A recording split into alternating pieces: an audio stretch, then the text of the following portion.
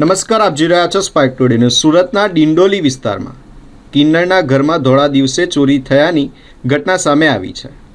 ડિંડોલી વિસ્તારમાં આવેલા કરવાડા રોડ નજીક શ્રી હરિ રેસિડેન્સીમાં રહેતા કિન્નરના ઘરે ચોરી થઈ હોવાની ઘટના સામે આવી છે. અજાણ્યા ચોરોએ કિન્નરના ઘરના ટેરેસ મારફતે ઘરમાં પ્રવેશ કર્યો અને કબાટ ખોલી પર્સમાં રાખેલા સોનાનું મંગળસૂત્ર, ચાંદીના સાંકડા તેમજ ₹30,000 રોકડા સહિત લાખો રૂપિયાનો મુદ્દામાલ ચોરી કરીને ફરાર થઈ ગયા. જોયા કુંવર નામના કિન્નર સવારે લગભગ 8 વાગ્યાના અરસામાં રોજની જેમ જ લોકોના ઘરે માગવા ગયા હતા. તે દરમિયાન સવારે લગભગ 11 વાગ્યાના અરસામાં ચોરી થયાની ઘટના પ્રકાશમાં આવી છે. આ મામલે કિન્નર દ્વારા ડિંડોલી પોલીસ મથકમાં ચોરીની ફરિયાદ નોંધાવવામાં આવી છે. ફરિયાદના આધારે ડિંડોલી પોલીસે સીસીટીવી ફૂટેજના આધારે અજાણ્યા ચોર સામે ગુનો નોંધી તપાસ હાથ ધરી છે. ધોળા દિવસે રહેણાંક વિસ્તારમાં આવી ચોરી થતાં પોલીસ પેટ્રોલિંગ પર પણ અનેક સવાલો ઊભા થાય છે.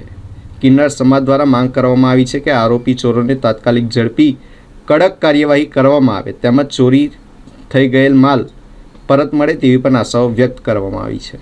જી, તમારું નામ? મારું નામ જોયા કુંવર, આકાશી કુંવર. હું સુરત ઇકલેરા ચોકડી શ્રી હરિ સોસાયટીમાં ગલી નંબર 3 છે એમાં રહું છું. મારા મકાન નંબર 180 છે. આજે મારા ઘરે હું સવારે 8 વાગે વસ્તી માંગવા ચાલી ગયેલી, પછી 12:30 વાગે હું માંગીને આવી. તો આજે મારા ઘરે ચોરી થઈ છે. ચોરી થઈને પછી મારા ઘરમાંથી 20-25 હજાર રૂપિયા લઈ ગયા છે. 1 તોલાનું મંગળસૂત્ર તો એ લઈ ગયા છે. પગના સાંકડા હતા અડધા કિલોના એ લઈ ગયા છે. આ મારું ઘર છે, જોઈ લો. સીસીટીવી ફૂટેજમાં કઈ આવ્યું છે? અહીંયા સીસીટીવી કેમેરામાં કઈ નહીં આવે છે. છતના ધાબાના ઉપરના જે ગેટ છે એ તોડ્યા છે. પોલીસ ફરિયાદ તમે કરી? પોલીસ ફરિયાદ બી મેં કરી છે. હમણાં થોડીક વાર પછી ડિસ્ટર્બ વાળા મારા ઘરે આવીને ગયા, એ લોકો બી જોઈને ગયા છે. શું અપીલ કરવા માંગો છો પોલીસથી તમે? મારી એટલી જ વિનંતી છે કે એટલું મારો સાથ આપો અને એટલું મારા ઘરમાં જે થયું છે માને એ માંગ છે કે બીજું કંઈ નહીં જોવે. ભલે મારું ગયું તો ગયું, પણ આ બીજાના ઘરમાં કોઈ ચોરી થાય તો એવું તો ના કરશો.